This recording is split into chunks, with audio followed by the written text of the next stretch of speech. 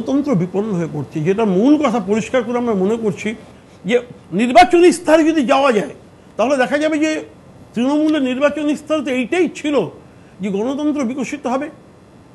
আজকে গণতন্ত্র বরং বিপন্ন হচ্ছে। যে কোনো নাগরিক খুব নিশ্চিন্ত মনে কথা বলতে পারবেন না, গণতন্ত্র প্রসারিত হচ্ছে না, হওয়ার পথে বহু রকম প্রতিবন্ধকতা দেখা দিয়েছে। যে কারণে আমাদের মনে হয় যে মানে আরও বিপদ ঘটেছে কোথায়, মানে আমি যেহেতু ট্রেড ইউনিয়ন করি, আমি অভিজ্ঞতা দিয়ে বলছি, সরকার ধর্মঘটের বিরোধিতা করেছেন, সরকার ট্রেড ইউনিয়নের বিরোধিতা করেছেন, সরকার বলছেন কর্মসংস্কৃতি নেই। লেবার দপ্তরে গেলে কোনো একটা ট্রেড ইউনিয়ন রেজিস্ট্রি করাবো, ট্রেড ইউনিয়ন রেজিস্ট্রেশনের বিপক্ষে চলে যাচ্ছেন লেবার দপ্তর। নতুন ট্রেড ইউনিয়ন হচ্ছে না, যেহেতু মন্ত্রী বলেছেন, মুখ্যমন্ত্রী বলেছেন যে ট্রেড ইউনিয়ন মানেই ধর্মঘট, অতএব ট্রেড ইউনিয়ন হবে না। গোটা প্রশাসন মুখ্যমন্ত্রীর কথার সঙ্গে সুর মেলাচ্ছে। এবং আমি বলছি, আমার মনে হচ্ছে শুরু এইগুলো প্র্যাকটিস করতে করতে কিন্তু ফ্যাসিজম আসে। এখানে ভাবতে হবে। আমি বলছি কি বলান্দি, এই যে ট্রেন্ডটা দেখা যাচ্ছে যে এই উনি যেটা বলছেন যে কোনো ইয়েকে রেজিস্ট্রেশন করতে দেবো না, প্রতিবাদ করতে, যদি শিলাদিত্য প্রতিবাদই করতো, যদি শিলাদিত্য উঠে দাঁড়িয়ে বলতো যে দিদি আপনি যেটা করেছেন জঙ্গলমহল এটা ঠিক হয়নি, আমার এটা অভিমত, তা সেটা বলার অধিকার তার আছে। সে তো সেই দেশের একজন নাগরিক। এই কথাটা বলার অধিকারটাই যখন আমাকে কেড়ে নিতে হবে তখন আমাকে মাওবাদী বলতে হবে। এবং এই মাওবাদী বলা বা সঙ্গে এই যে উনি বলছেন যে ট্রেড ইউনিয়ন রেজিস্ট্রেশন হচ্ছে না, এটা তো রিলেটেড, এটা তো গোটাটাই একটা স্টেটের পলিসি, এবং সেই পলিসিটা আমাদের কোথায় লিড করছে সেই কথাটা আমাদের কিন্তু এখন ভাববার সময় হচ্ছে। সাধারণ মানুষকে এই কথাটা ভাবতে হবে। আমি একবার শুধু দেখাতে চাইবো অশোকদা, শিলাদিত্য চৌধুরী জামিনে মুক্ত হওয়ার পর ঠিক কিভাবে সংবাদ মাধ্যমের সামনে এলেন, কতটা অসহায়তা ফুটে উঠলো, আপনারা দেখুন। আমাকে দয়া করে কিছু বলতে বলবেন না, আমাকে বলবেন না কিছু, আমি পাচ্ছি না, আমি অক্ষম হয়ে গেছি। মুখ্যমন্ত্রীকে কি বলবেন? মুখ্যমন্ত্রীকে কি বলবো, আমি আর কিছু বলতে পারবো না। আমি সারের দামটা বলেছিলাম, বাস, আর কিছু বলতে চাই না। আমাকে কিছু বলবেন না, আমি অক্ষম হয়ে গেছি। খুব নিরীহ ছিল আমার উপরে, পাচ্ছি না আমি। জেলে কি আপনার কোনো অসুবিধা হয়েছে? জেলে কোনো অসুবিধা হয়নি স্যার। আপনি কি এখনো ভয়ে আছেন? না স্যার, ভয় নেই স্যার, সামান্য ছেলে স্যার, ভয় নেই আমার। আপনাকে যে জন্য যেতে হয়েছিল যেটা জানেন, আপনি মাওবাদী বলা হয়েছিল? আমি জানি না, আমি তো স্যার জানি না কিছু মাওবাদী শুনে। আমি জানি, আমি তো ঠিক এই কথা বলেছিলাম স্যারের কথা, আমি জানি ওই জন্য চলে গেছি, এটাই জানি স্যার। আমি শুধু মানে এই শিলাদিত্যর এই বক্তব্যের পরে আমাদের শুধু মানে মুখ ঢাকো লজ্জায় বলতে হয় যে আর কি বলবো। কিন্তু আমি যেটা বলছি, শিলাদিত্যকে এই ভোগান্তিটা ভুগতে হলো কেন? লোকটা গরিব, টাকা নেই, অত্যন্ত অসহায় বলে ভুগতে হলো এইটা।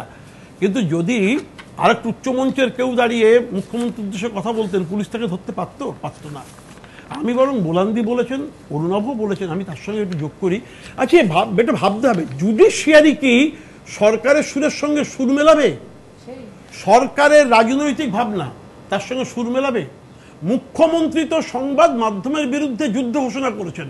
আমরা সকলে চোখে দেখেছি যে ধর্মঘটের দিন এবিপি আনন্দের ফটোগ্রাফারকে রাস্তায় ফেলে নির্মমভাবে মারছে, পা তুলে লাথি মারছে মুখ্যমন্ত্রী।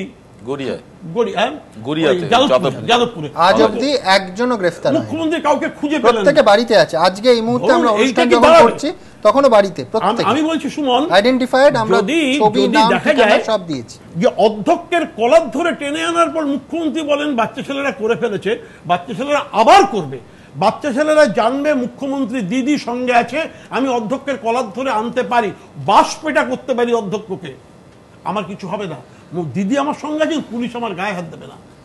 সমস্ত নাগরিক জীবনই ধীরে ধীরে একটা বিপন্নতার মধ্যে চলে যাচ্ছে।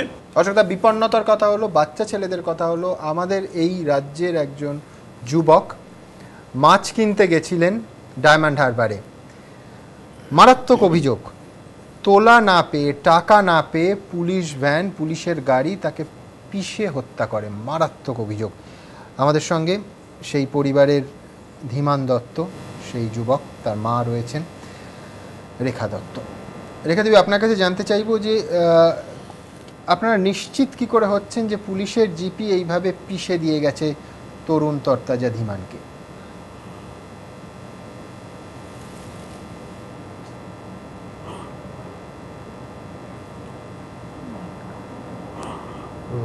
আমায় মার্জনা করবেন, আমরা এটা তো আমরা সকলেই আপনার মতো আপনার মতো, শুধু আপনার চোখে না, আমাদের চোখেও জল, আমাদের সবার চোখে জল এসছে। এটা তো জল মানে মানে মানে এর কোনো ক্ষতিপূরণ হয় না তো, কি বলবো, মানে মা সন্তান হারিয়েছেন তার তো কোনো। একটু আস্তে বলুন, আপনাকে বলতে হবে না, আপনাকে কিচ্ছু বলতে হবে না। দয়া করে আইনজীবী স্বপন মিত্র আছেন, স্বপন বাবু আপনি যদি বলেন, ওনাকে কিচ্ছু বলতে হবে না, একটা কথাও বলতে হবে না। কত ইনহুমান হয়ে যাচ্ছে পুরো ব্যাপারটা। স্বপন বাবু, ব্যাপারটা হচ্ছে যে 14ই জুন রাত্রির বেলা ওদের 15 জুন একটা অনুষ্ঠান ছিল।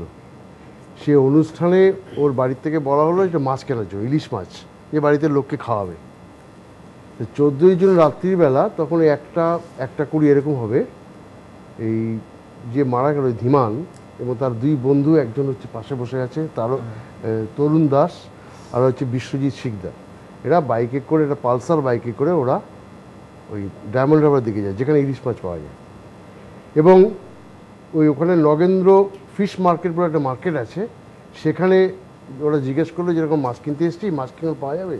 তখন বললো, না ভাই, এত রাত্রে এসছো, একটু ওয়েট করো, মাছ তোমরা পাবে পরে, তোমরা ওয়েট করো, ওখানে সাগরিকা বাজার হোটেল আছে, তার উল্টো দিকে একটা বেঞ্চ আছে, ওখানে বসে তোমরা ওয়েট করো, একটু পরে এসো, মাছ উঠলে তোমাদের দেবো। তো ওরা সেখানে ওয়েট করছিল।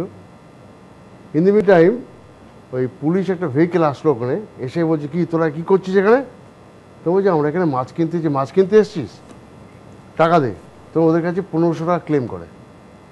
এই 1500 টাকা ডিমান্ড করলো, তখন বলে যে না, 1500 টাকা কী করে, মাছ কিনতে এসছি। এই কথাবার্তা বলে আমি আপনাকে 200 টাকা দিতে পারি। তখন না, 200 টাকা হবে না, আর যদি টাকা পয়সা না দিস তোর কিন্তু ডাকাতি কেস করে ফাঁসিয়ে দেবো। তখন আচ্ছা, এটা স্বাভাবিক, এটা যে কোনো লোকই এটা ভ্যাবেচেকের মধ্যে পড়ে যাবে।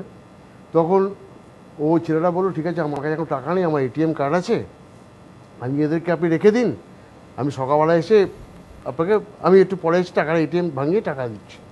তো ও যখন এটিএম কার্ড আনার মানে টাকা দেবো বলে যখন বেরিয়ে গেল বাইকে করে, তাহলে কিছুক্ষণ পরে একে এবং ওই বিশু শিকদারকে থানায় রেখে ওদেরকে ইন্দেমিনে ওই ধীমান একটা ফোন করলো ওদেরকে, বললো যে তোরা এখানে থাক, ওদেরকে আমি আসবো না, পুলিশ তোদের ধরে নিয়ে যাক, কালকে সকালবেলা আমি অ্যাডভোকেট নিয়ে আসবো বা উকিলবাবু নিয়ে আসবো, নিয়ে তোকে কোর্ট থেকে ছাড়িয়ে নেবো। ওই বলে চলে আসে। In the mean time police তখন বলে, কে ফোন করলো? ওদেরকে জিজ্ঞেস করলো। তখন বললো যে এরকম আমার বন্ধুই ফোন করেছে। কি বললো? তখন বলে এই বললো। ও তাই বললো। এদেরকে তখন পুলিশ লকআপে রেখে পুলিশ তখন জিপ নিয়ে বেরিয়ে গেল। কলাগাছিয়া বলে একটা মোড় আছে, সেখানে এই ঘটনাটা ঘটেছে। পুলিশ পরে এসে এদেরকে বললো যে তোর বন্ধুর অ্যাক্সিডেন্ট হয়ে গেছে। পরবর্তীকালে জানাজানি হলো যে ওই জায়গাটায় যেখানে কলাগাছিয়া যে মোড়টা, সেখানে একটা বড় একটা পাঁচিল মতো আছে এবং একটা গাছ মতো আছে। সেই গাছে বাইকটা এমনভাবে ধাক্কা লেগেছে, অ্যাক্সিডেন্ট হলে এভাবে ধাক্কা হয় না, যেভাবে ধাক্কা ছেলেটা অন দ্য স্পট ডেড এবং পা ফাগুলি সব বেঁকে বুকে গেছে, এই অবস্থা। ওনারা খবর পেয়ে ইন দ্য মিন টাইম ওনাদেরকে থানার থেকে, ডায়মন্ড হারবার থানার থেকে ওনাদের যে বাড়ির থানা, সেখানে ফোন করা হলো। ফোন করে তখন ওদের বাড়িতে জানা হলো, গিয়ে দেখলো, গিয়ে দেখে যে ডেড বডি পড়ে গেছে। তারপরে বাড়ির লোকরা গেল, তখন তার কিছু জিনিসপত্র ছিল এবং প্রশ্ন হচ্ছে যে যখন ওকে পোস্টমর্টমে যখন দেখছে তখন ছেলেরা পুরো উলঙ্গ, তো জামা প্যান্টগুলি গেল কোথায়? তার সঙ্গে পরে শোনা গেল তার কাছে 25,000 টাকার মতো ছিল। সেটা যদি তখন সে বললো, তাহলে পুরো টাকাটাই কিন্তু পাওয়া যায়নি আর পরবর্তীকালে। এই ঘটনাটা শোনা হলো, আমাদেরকে উনি বললেন, আমি শুনলাম। শোনার পর আমি মনে করলাম যে এটা কেস হওয়া উচিত, কারণ পুলিশকে জানানোর সত্ত্বেও পুলিশ কোনো কেস করেনি। Subsequently I file the case in the court of the পুলিশের গাড়ি পিছিয়ে দিয়ে গেছে, এই ব্যাপারে নিশ্চিন্ত হচ্ছে। পুলিশের গাড়িতে এই জন্য নিশ্চিন্ত হচ্ছে, কারণ পুলিশ এসে এদেরকে ইনফর্ম করলো। পুলিশ এসে এদেরকে বলে যাবো হয়ে গেছে, তার মানেটা কি? যখনই এদের কাছে ফোনটা বলে, এইটুকুনি আমি আসবো, অশোক দা এখানে আছে, অরুণাবদ আমার সামনে আছে, এই প্রিজাম্পশনটা নিশ্চয়ই আমরা মানবো যে যখন ঘটনাটা ঘটছে ফোনটা কে করলো, এবং তার আগে কিন্তু টাকা পয়সার লেনদেনের কথা হচ্ছে যে এটিএম কার্ড ভাঙিয়ে তোমাকে টাকা দেবো, এবং যখনই ও গেল যে ফোনটা কে করলো, বললো আমার বন্ধু করেছে, এদেরকে না হোল্ড আপ করে এদেরকে থ্রেট করছে, না করে তোকে ডাকাতি কেস দিয়ে দেবো, অনেকদিন তোরা পিসি হয়ে যাবে, নানা রকম কথাবার্তা পুলিশের যা কথাবার্তা বলে। এবং তারপরে এদেরকে রেখে চলে গেল। তারপরেই সে যখন বলছে হয়ে গেছে, তার মানেটা কি? পরবর্তীকালে জানা গেল যখন একটা ডেড বডি পড়ে গেছে। এটা থানার মাধ্যমে উনি খবর পেলেন, তেমন সমস্ত লোক গিয়ে তারপর পোস্টমর্টেম হলো, তারপর ডেড বডি হ্যান্ড ওভার করা হলো। যখন পেয়েছে তখন কি ওটা উলঙ্গ ছিল? হ্যাঁ উলঙ্গ ছিল, মানে রাস্তাতেই? না না না, ওই এতে পিএম রিপোর্ট যেখানে হয়েছে হ্যাঁ সেখানে তো অনেক সময় উলঙ্গ, এবং কিন্তু আমি বলছি যে যখন যে dead ধীমান body-টা- এটিএম এ টাকা তুলতে গেছিল তার কাছে 1 পয়সা মানে এবং সে সে তখন- ফিরছিল, তার শরীরে বা তার পোশাকে কোনো টাকা পয়সা পাওয়া গেল না। না কোনো টাকা পয়সা পাওয়া গেল না, কারণ ও যদি তখন বলতো আমাকে টাকা আছে তাহলে কিন্তু পুরো টাকাটাই হয়ে যেত। ওই বলতে গিয়ে এই ঝামেলাটা হয়ে গেল। তরুণ, আমি একেবারে তুমি হ্যাঁ একটু ব্যাপার হলো যে মার্ডার করেছি কি করেনি সেটা এখনো প্রমাণ সাপেক্ষ, তদন্ত সাপেক্ষ। কিন্তু পুলিশ কোন লেভেলে নেমেছে, তুমি রাস্তায় যাচ্ছ দুটো এরকম বাচ্চা ছেলে গরিবের ছেলে দেখলো খাবার, ভাই তোদের ডাকাতির কেস দাও, পয়সা দে। আমাদের হোম মিনিস্টার হলো আমাদের চিফ মিনিস্টার, তিনি তো এরম ফেস করেছেন অতীতে। সিপিএম এর পুলিশ তো এই জিনিস একই জিনিস করতো, তো উনি তো হৃদয় দিয়ে বুঝবেন যে সেদিনকার কি অবস্থা ছিল।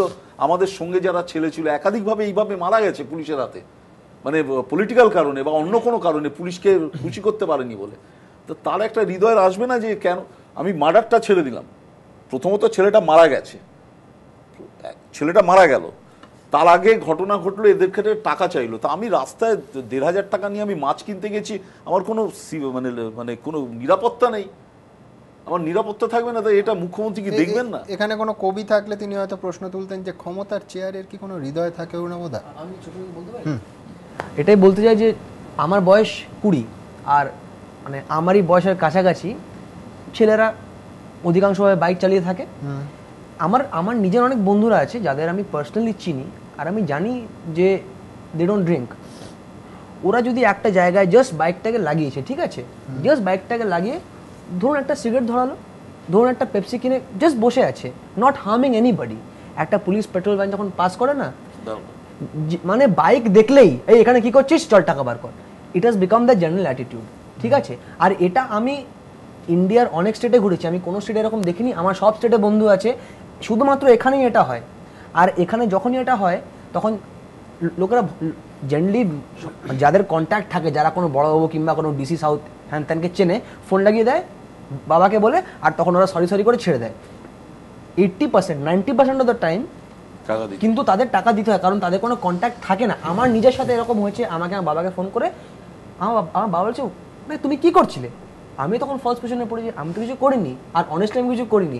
পুলিশের এখন কন্ডিশনটা এরকম। তো আমার যেটা মনে হয় যে একটা যখন লেজিসলেশন হয়, লেজিসলেশনের পরে না ওটার এক্সিকিউশনটা খুব জরুরি।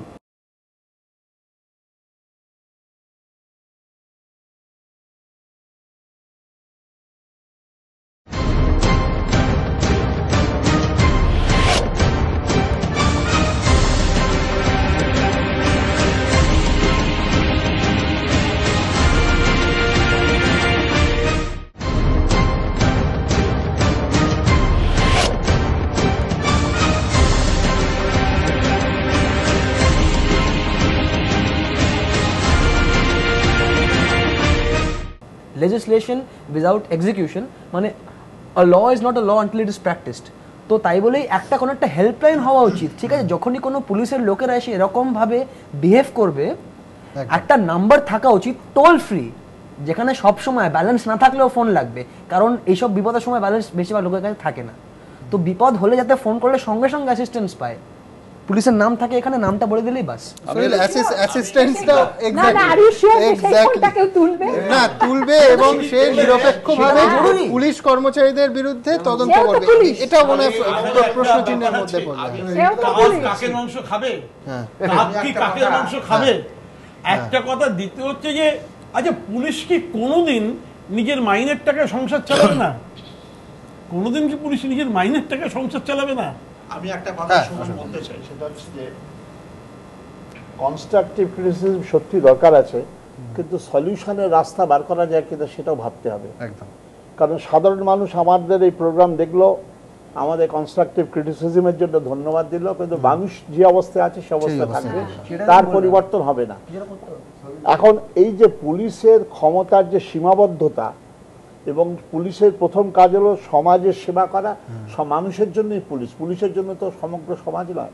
তাহলে পুলিশের একটা সীমাবদ্ধতা আছে এবং সব আইনই আছে, পুলিশ কিন্তু আইনের ঊর্ধ্বে নয়।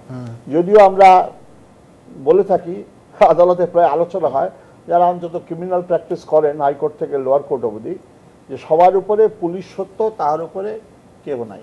এটা আজকে না, চিরকাল আছে।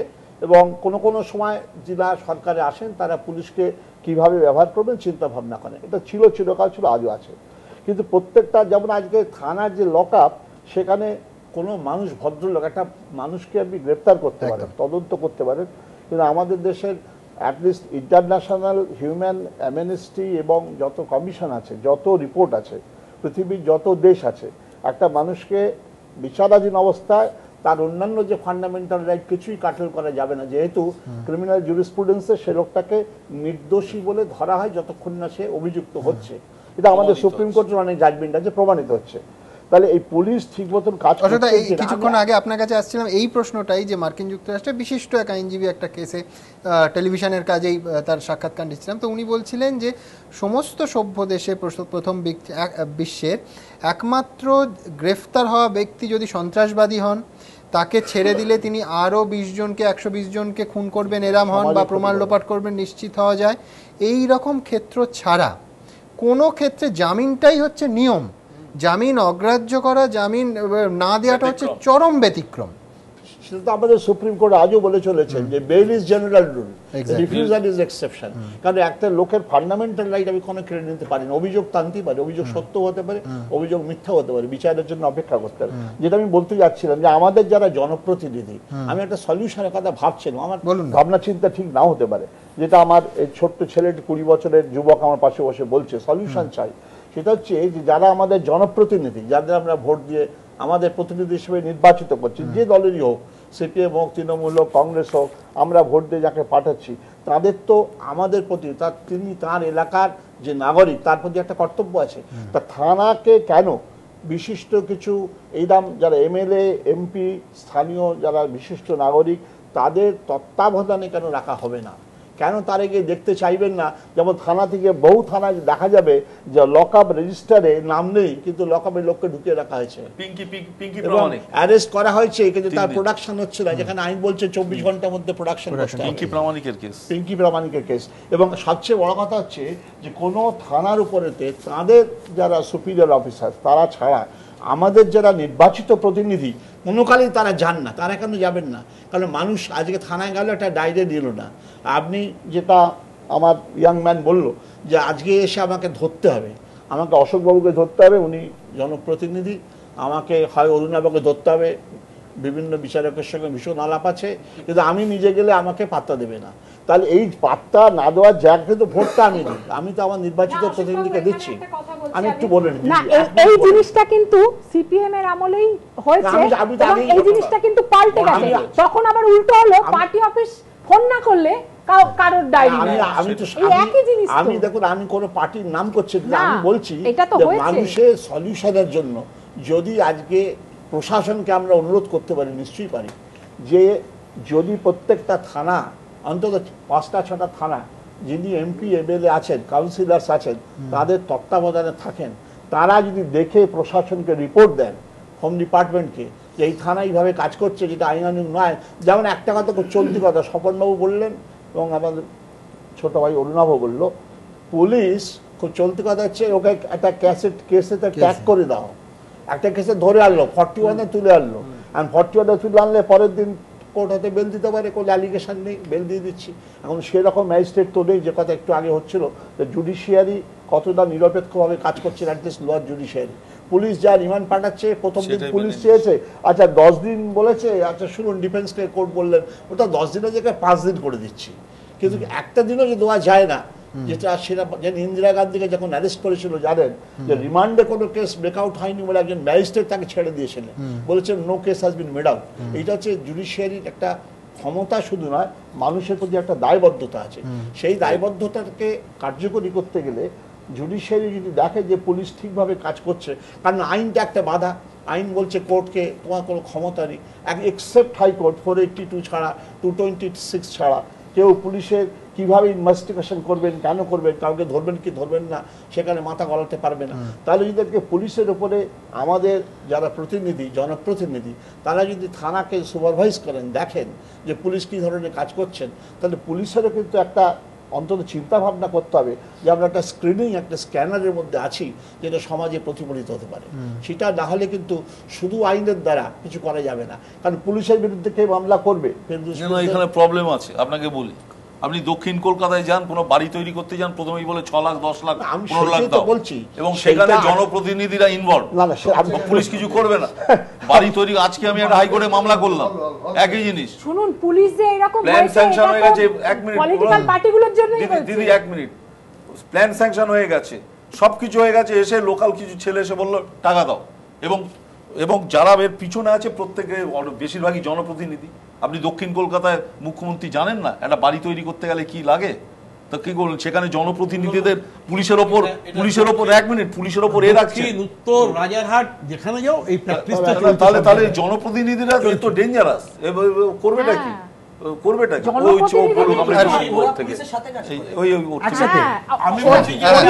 একটা ছিল নাগরিক কমিটি, পাড়ায় পাড়ায় একটা ছিল নাগরিক কমিটি। সেই নাগরিক কমিটি যখন তৈরি হয়েছিল তখন এর উদ্দেশ্যটা খুব ভালো ছিল, কিন্তু তারপরে কালে কালে দেখা গেল যে সেটাও পার্টি পলিটিক্যালি মোটিভেটেড। আমরা বারবার অশোকদা, আমি আইন দেখবেন থানার ওসি বা আইসি সে হচ্ছে স্বাধীন দ্বীপের সম্রাট, তার হাতে এত ক্ষমতা যে যখন তখন ধরে মুন্ডচ্ছেদ করে দিতে পারে থানার ওসি।